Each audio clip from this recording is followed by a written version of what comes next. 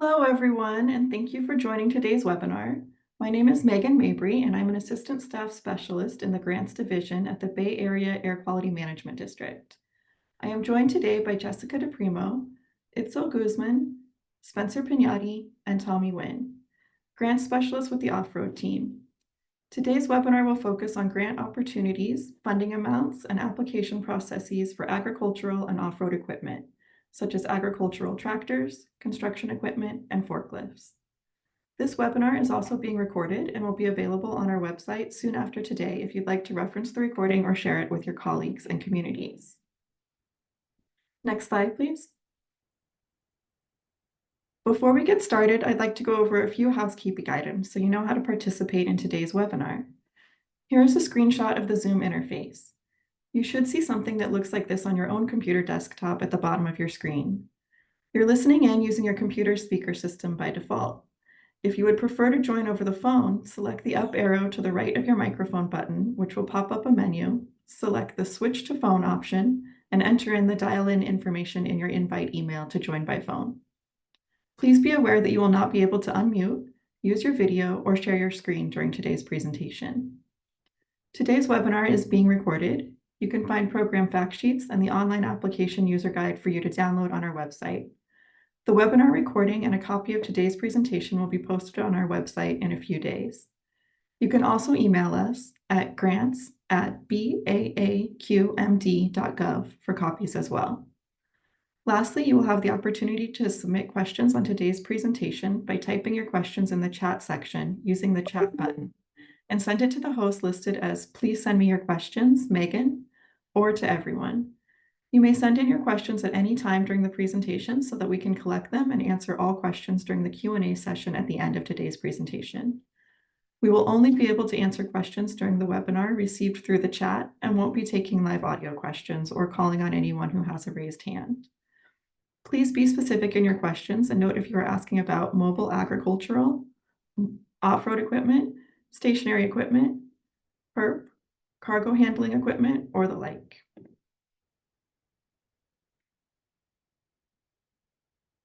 Here is the agenda for today's presentation. First, we will share some background information on the Air District and its mission. Next, we will look at the geographic areas that are eligible for funding. After that, we will go over the types of equipment and projects that are eligible, as well as some additional requirements for all projects. Lastly, we will discuss the application process and an overview of how an eligible project would move forward after the application stage. This presentation will last approximately 30 minutes. Please send questions in the chat at any point. We will take all questions at the end. Now I would like to introduce Spencer. Spencer is a grant specialist in the off-road group. Thank you, Megan, and good afternoon, everyone. My name is Spencer. I'm a grant specialist here at the Air District. The Air District is a regional agency for the Bay Area, which covers the entirety of 7 Bay Area counties and about half of Solano and Sonoma counties. The Air District's mission is to ensure a healthy breathing environment and to do so with a mix of tools, which includes scientific air monitoring network and writing and enforcing rules for stationary sources of pollution. In addition, the Air District provides grants to reduce emissions from mobile sources of air pollution and fund technologies and projects with the greatest potential to reduce air pollutants as well as greenhouse gases through replacing and upgrading equipment and vehicles of different kinds. In recent years, the Air District has shifted its focus to prioritize collaboration with communities disproportionately impacted by air pollution. The input we get from these communities informs our outreach and the types of projects we fund. Next slide, please. Here is a map showing some of the areas the Air District has identified as priority areas for grant funding. We are targeting our funding toward projects operating in the Air District's most impacted communities. These priority areas are deemed low income and disadvantaged by the state Callan Bioscreen initiative. They are shown here in blue, yellow, and green. And these priority areas also include the AB 617 communities of West Oakland, East Oakland, Richmond, San Pablo, and Bayview Hunters Point, Southeast San Francisco. Next slide, please. With the exception of equipment used in agriculture, your funding application must include a geographic eligibility form. We encourage you to complete this form prior to starting your application because it will help you determine whether you are operating in an area being funded in the current period. This form can be found on the Air District's Funding and Incentives webpage. Next slide, please. During this application period, a total of $90 million is available for grant funding. $75 million will be allocated for projects in priority areas and AB 617 communities. $10 million is available for agricultural equipment that operates anywhere in the Air District boundaries. And $5 million is available for locomotive projects. Like previous solicitations, this one will operate on a first-come, first-served basis. Funding is available.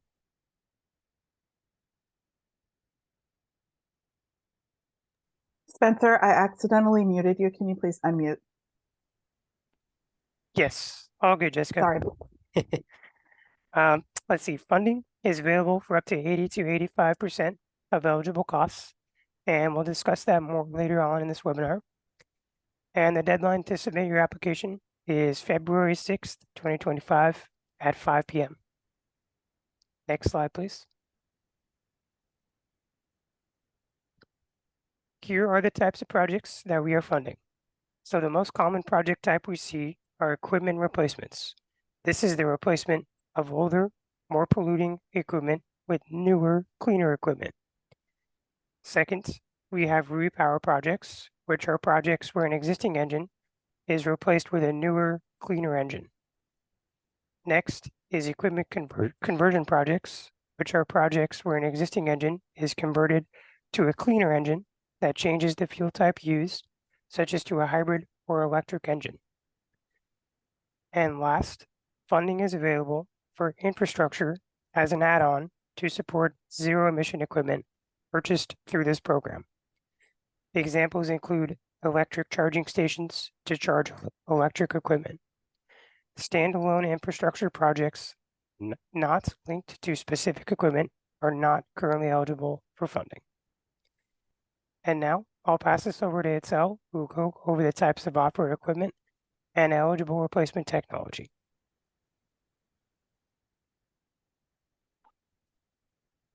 Thanks, Spencer. I'm Itzel Guzman, also grant specialist with the Air District, and I'm going to focus on the 5 equipment categories featured in our funding program. So here you have examples of some off-road equipment, which includes, off-road equipment includes equipment that doesn't regularly operate on roadways, such as construction equipment or equipment used in warehouse operations. These are things like excavators, loaders, dozers, scrapers, concrete pumps, portable generators, and portable engines like wood chippers. And for these equipment types, funding is available for scrap and replace projects, meaning that the older equipment with Tier 0 or Tier 3 or large spark ignition engines are eligible to be retired, scrapped, and then replaced with the cleanest diesel engine, hybrid engine, or an all-electric motor. And zero-emission replacement projects are highly encouraged, and funding is also available for the infrastructure needed to support any all-electric equipment across the 5 categories that we're going to be going over. The eligible replacement technology that you see in the green on the bottom of your screen highlights the technology that is eligible for each category. And as we move through the different categories, you'll see the technologies that are not eligible highlighted in red and crossed out. Next slide, please. So next is the agricultural equipment. And examples in this category include things like tractors, loaders, backhoes, skid steers, and water pumps that are operating in ag operations. For these agricultural projects, we can fund different types of diesel and large spark ignition, mobile, portable, and stationary equipment with engines rated 25 horsepower or greater. And similar to the off-road category, new equipment is eligible if it has the cleanest diesel engine available hybrid engine, or an all-electric motor. Next slide, please. Next, we have forklifts. Forklifts with a lift capacity of 8,000 pounds or less will be eligible for funding under this program. And those with over 8,000 pound lift capacity may be eligible under this program, or they'll qualify through the statewide VW Zero Emission program that's opening soon. So if you're seeking to replace a forklift with over 8,000 pound lift capacity, please reach out to any one of our off-road team members and we can help you determine whether to apply through the current program or through the VW Zero Emission program. But to reiterate, all forklifts under 8,000 pound lift capacity will be eligible through the current program for scrapping and replacing the older diesel with or large spark ignition forklift. And for any new equipment, there may be limited funding available for clean diesel or hybrid equipment, hence highlighted in red but not crossed out. But as with other categories, zero emission replacement projects are highly encouraged and funding is available for the required infrastructure for those as well. Next slide, please.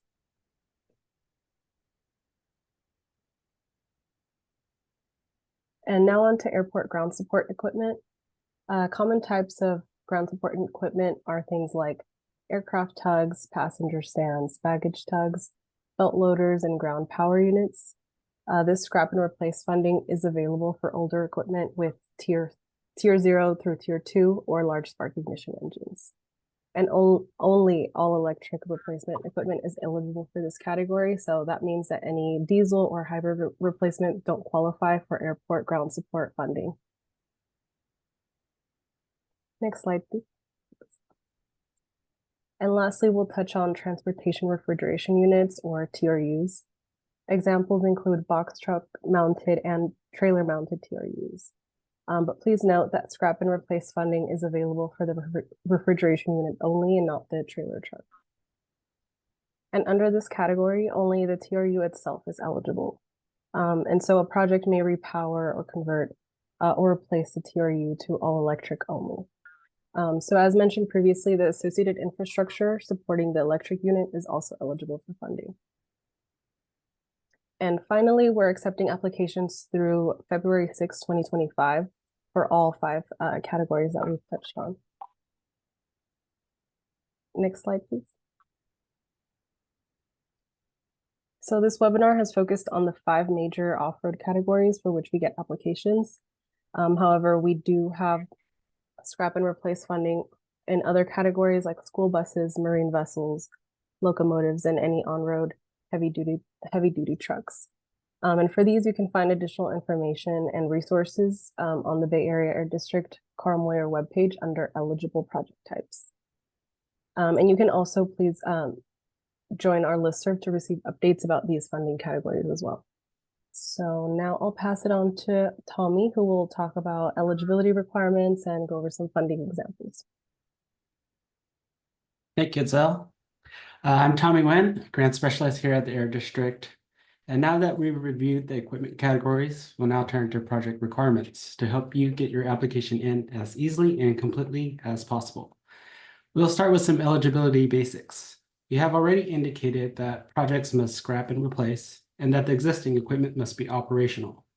You must also provide records that demonstrate that you have used the equipment in the Bay Area for 2 years or more, and you must have owned and operated the equipment in the Bay Area at least 75% of the time.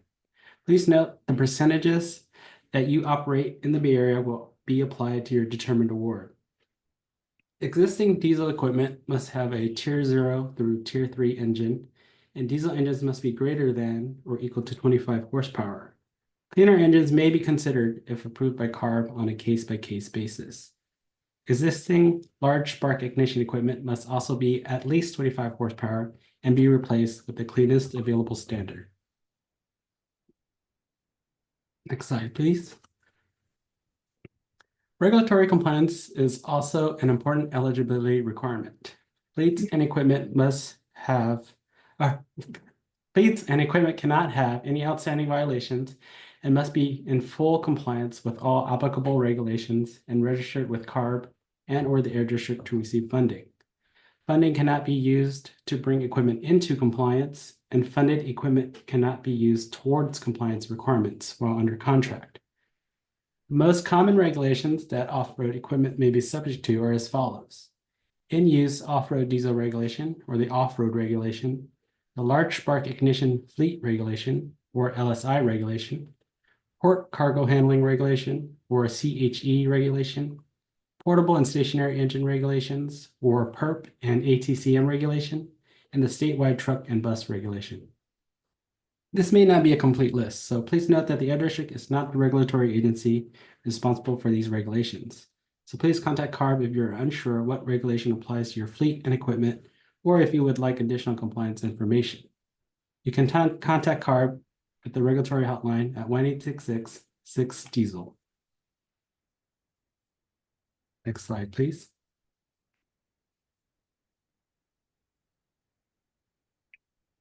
Now let's discuss how the grant award is calculated. There are many factors that go into how a grant is calculated, including engine horsepower, how clean or dirty the engine or engines are, and the annual usage, all of which impact cost effectiveness. For present purposes, we won't go into the specific details, rather focus on reimbursable costs. The costs that can be reimbursed are listed here. Note that the reimbursement may be up to the program percentage limit, which varies depending on the category. Reimbursement costs may include the base cost of the new equipment and essential features, which are considered items that are needed on the replacement to continue to do the same work as the existing equipment, or a like-for-like replacement. For example, a loader attachment and four-wheel drive. Reimbursable costs may also include equipment that cannot be purchased without a particular feature. For example, if the most suitable replacement only comes in a cab or four-wheel drive configuration. Reimbursable costs may also include features that are on the old equipment that are reasonable to replace or absolutely required for safety. We cannot reimburse for premium additions, extended warranties, docking fees, or other optional items. We can reimburse for a percentage of sales tax and freight charges towards eligible equipment costs. Next slide, please.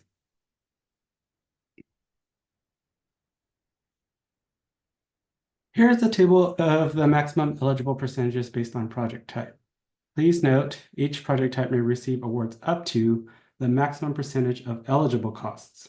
The final calculated award will depend on the existing equipment and the replacement equipment tier, usage, engine year, and horsepower. Next slide, please. For projects that are going all electric, add-on infrastructure funding is also available. This funding is available for installations of the following: non-residential battery charging, hydrogen fuel dispensing equipment, and electrification of stationary agricultural pumps. Other types of infrastructure could be approved on a case-by-case basis. This funding can reimburse a range of costs as listed here, from initial design and engineering to equipment purchase and installation to shipping charges and taxes. Next slide, please. Thank you. The reimbursement rate for infrastructure project differs by project type. For equipment categories open until February 6th, off-road, ag, small forklift, and TRU, the reimbursement rate is up to 50%. However, if the project also includes solar and wind power systems, the entire project reimbursement rate is up to 65%. Additional funding is also available for infrastructure that is publicly accessible. And now Spencer will go over the details on the application process. Thanks, Tommy. All right, now we'll go over the application process and how to apply for funding. First, review the funding and incentives webpage on the Air District's website to determine if your equipment qualifies for funding. Next, locate and gather all the information about the new and old equipment and any required documents, which we will discuss shortly. Then, for agriculture and off-road equipment projects, you may be required to work with one of our approved dealerships in identifying the replacement equipment. A list of the approved dealerships is provided on the Air District's funding and incentives webpage. And lastly, you can begin your application on the Air District's online system, which can be found via the link on the next slide. You will need to log in with an existing account or create an account and username before starting the application. Next slide, please. Here's a screenshot of the Carl Moore Grant Program website to give you an idea of what it looks like. To begin your application, click on the Apply Now box shown here to the left in the teal highlighted area. The Apply Now button will take you to the application portal, shown here on the right, where you can log in if you already have an account or create an account if you are a new user. Next slide, please. All right, here we will discuss the required documents needed for your application. First, we will need documentation showing you have owned the equipment for at least 2 years. For example, this can include a bill of sale or property tax records for the old equipment. Second, we will need at least 24 months of usage documentation that is signed and dated by you or the authorized signatory. For example, this can include maintenance records that show the hour meter reading and the date of service. Third, please provide current general liability insurance records, if available, for all pieces of equipment. Next, if your equipment is subject to existing regulations, please provide compliance documentation from the California Air Resources Board DOORS system or other applicable system. If you're not sure what this system is or if your equipment is even subject to these regulations, please contact CARB or us at the Air District for more information. And next, you will need to provide a quote and manufacturer specification sheet for the new equipment. Please note that we do not accept purchase orders or sales orders at the time of application. The quote must be itemized and show all the costs that go into the equipment price, including taxes. Next, you need to provide a CARB executive order for the replacement equipment. If the existing equipment is Tier 1 or newer, we will also need you to provide an executive order. And lastly, please provide a signed and dated Air District Regulatory Compliance Statement. This can also be found on the Air District's Apply for Funding webpage. And now, Itzel will go over the application submission and project overview process.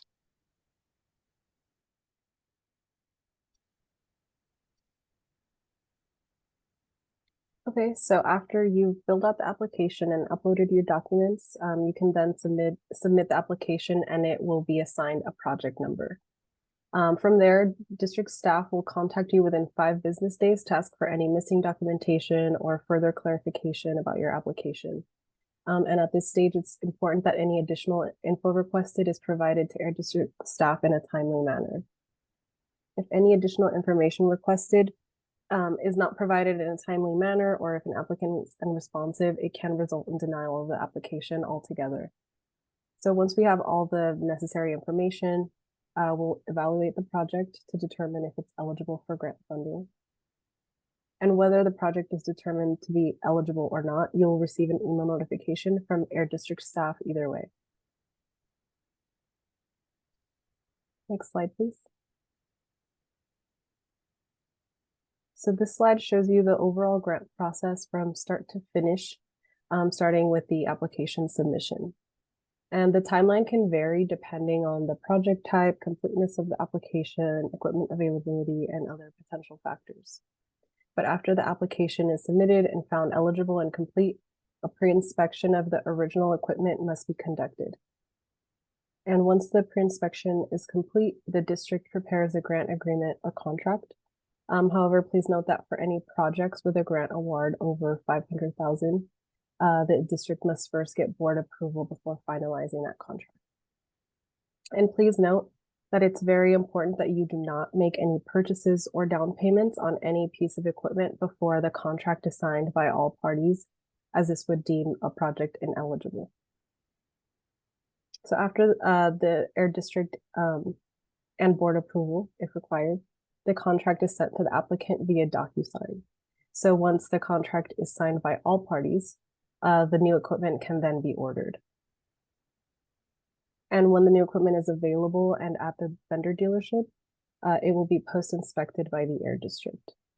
And when that inspection has been completed and approved, the new equipment can then be delivered to the grant. District staff will then give instructions for destroying and scrapping the old equipment, which is to be scrapped within 60 days of taking delivery of that new piece of equipment. And prior to scrapping, district staff will inspect the equipment to verify it matches the original equipment and that it's properly destroyed. Once verified by the air district, the equipment is finally recycled at a scrapyard. So after it's been scrapped, the equipment dealer prepares and sends the air district a payment package, which includes all required documentation for payment reimbursement. And lastly, as part of the contractual requirements, grantees will need to report equipment usage on an annual basis for the duration of the project term as outlined in their contract. Next slide, please. So to help navigate this application process, the Air District works with numerous equipment dealerships. A list of these approved dealerships can be found online on our webpage. So if you're interested in applying for grant funding, you must first go through one of these dealers unless the proposed equipment is for advanced technologies or not available locally. So in these situations, other dealers may be used on a case-by-case basis. The authorized dealerships provide potential applicants with accurate information, assist applicants with applications, and coordinate the inspections. Working with the approved dealerships helps ensure your application has all the required documentation, is completed quicker, and ultimately allows the grantee to receive a prompt payment. And please note that if you are applying for the VW program for forklifts, you are not required to work with an approved vendor. So this concludes the instructional portion of our webinar. And next we'll go into our Q&A part. And I want to thank you, our audience, so much for being here with us today to learn about our off-road equipment replacement program. And as you see on this slide, here are some web links to our grant programs, as well as the contact info for our staff members that work on these different categories. So now we'll do the question and answer portion, and we hope that you stick around to ask us some questions. So we'll be leaving this up while we prepare for the Q&A. But to ask questions, you can ask in the whole group chat or ask privately by selecting Megan's name in the chat. And when you're submitting your questions, please try to specify if you're asking about mobile agriculture, off-road equipment, forklifts, stationary equipment, etc. So as you're taking some time to submit questions, we'll take a quick break and organize our answers. So we'll be back in a couple of minutes to begin the Q&A.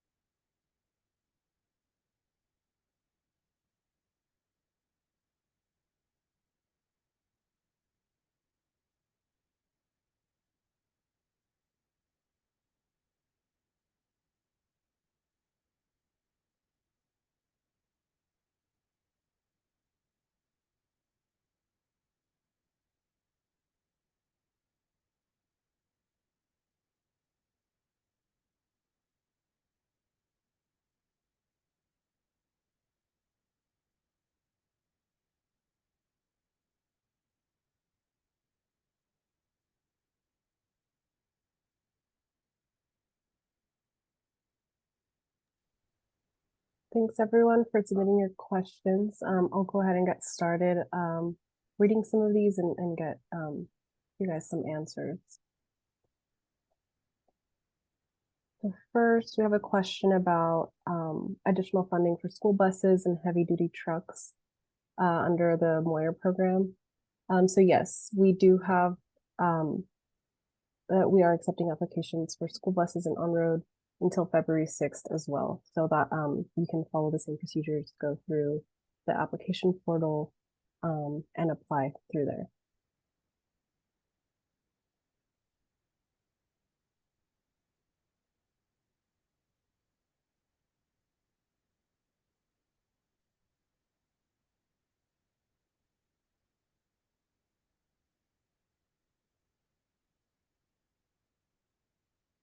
So another question we have is about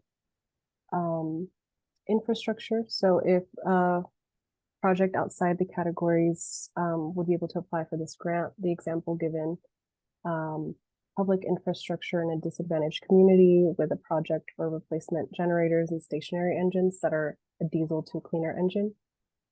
So this sounds like this would be better fit for our infrastructure solicitation only program, which will open at a different time. So you can stay tuned to wait around for that. But for now, unless it's agriculture, that wouldn't fit in one of the categories that we have open right now.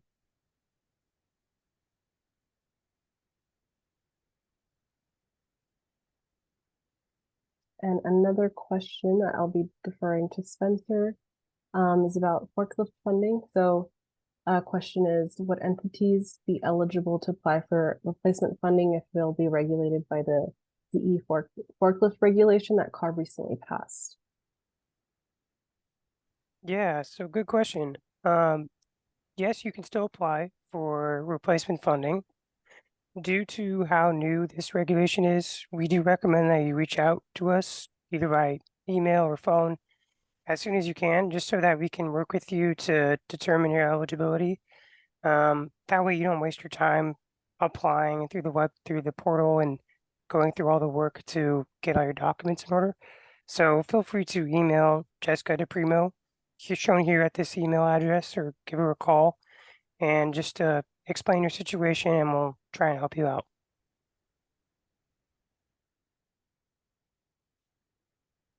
Thanks, Spencer. And so another question about forklifts is if there's any grants for purchasing new forklifts. So the answer to that is no.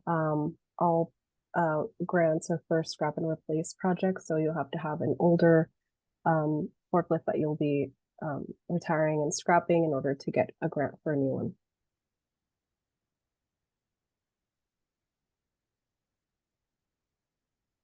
And another question about explaining executive orders a little bit more. So I'll defer to Spencer to that as well. Yeah, so the executive orders that we are talking about are documents issued by the California Air Resources Board.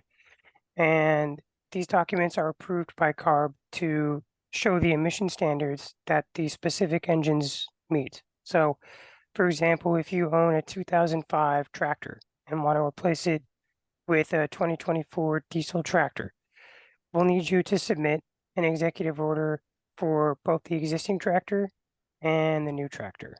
And typically these engines, the tier 1 or more or newer, they have a engine family code that links that number to the executive order. So typically we ask you to provide that executive order, but if you still don't know what that is, then you can contact us or contact the dealer that you're working with, and they can work with you to identify the correct executive order. Thanks, Spencer. Another question about add-on infrastructure, about if BESS, BESS would qualify. So it sounds like it would qualify so long as it's paired with an equipment replacement project as a ZE replacement. So not only the BESS on its own, but with the equipment itself. And another question, could awarded state grant funds be used to cover any match funds required by this grant?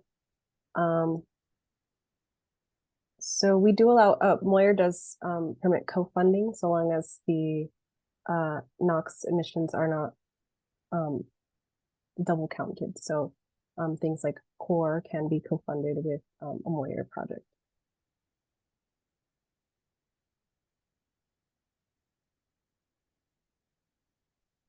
And another question about more clarification on funding not being used for upgrades or equipment purchases that are already required by an existing regulation, ordinance, or contract. So this means that you can,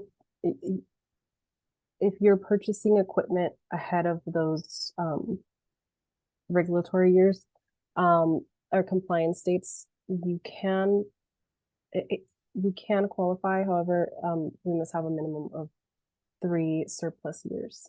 So it's a case by case basis. Like we can take a look at the specific project and see whether you would be eligible or for how much.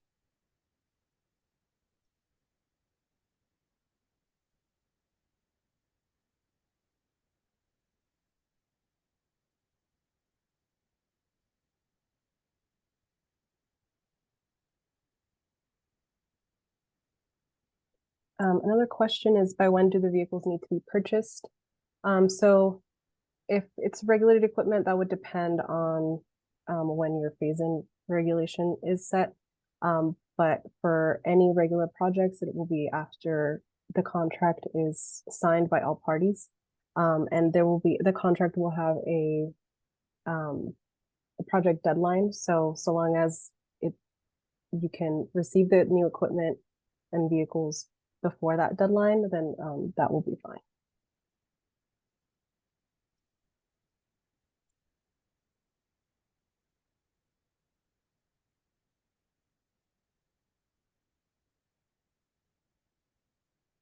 Another question, what if you're a public agency and you have disadvantaged or low income communities within the district service area? Would that fit in? Yes, public agencies are allowed for funding. And if your equipment isn't agricultural, then yes, if it's located within a disadvantaged community.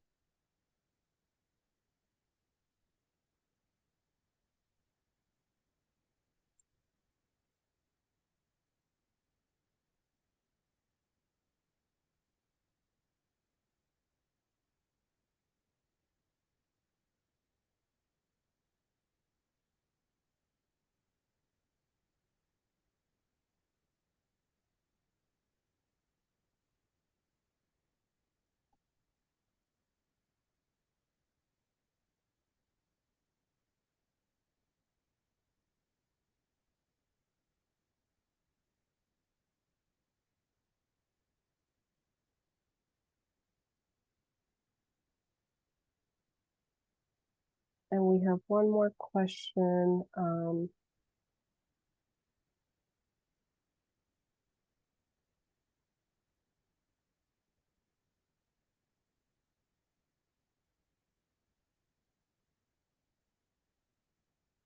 The question being, for applying for ag funding, would that asset have to be used solely for ag purposes? Is there a percentage threshold? For example, skid steers can be used across a variety of applications, including construction. So I'll defer to Tommy to take that question. Yeah, so if a vehicle is used over half the time, a majority, but not exclusively in ag operation, it is exempt from the performance requirements. However, you have to provide documentation on where the equipment is operating. Mm-hmm. And to add to that, you can always contact CARB and they can make that determination for you on whether it's ag exempt based on your operations and percentage of operations in each.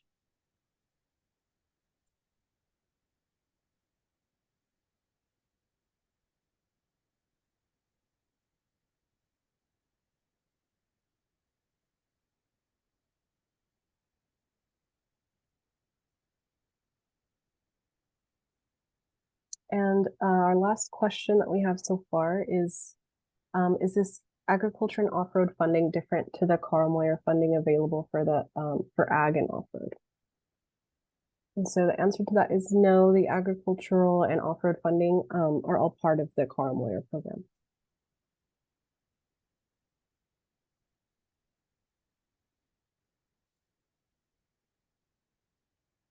Let's see. Another question came in about the geographic eligibility website, so the Cal EnviroScreen.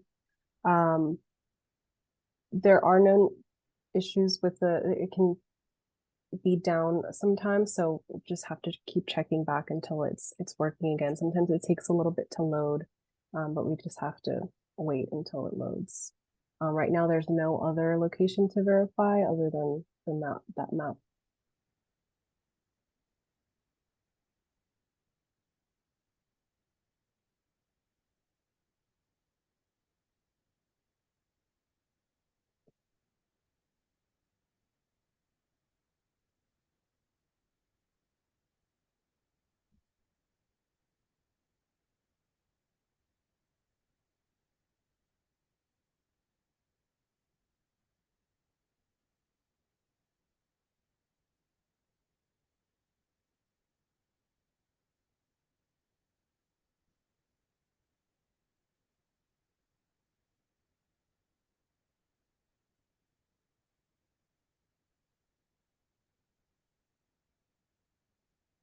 Okay, so it doesn't look like we have any new questions coming in. But if you guys have any questions, feel free to reach out any of us or contact the general grants email, so grants@vaaqmd.gov with any of your questions, and we'll get back to you. Thank you all for joining today, and thanks for all of your great questions. We look forward to seeing your applications come in.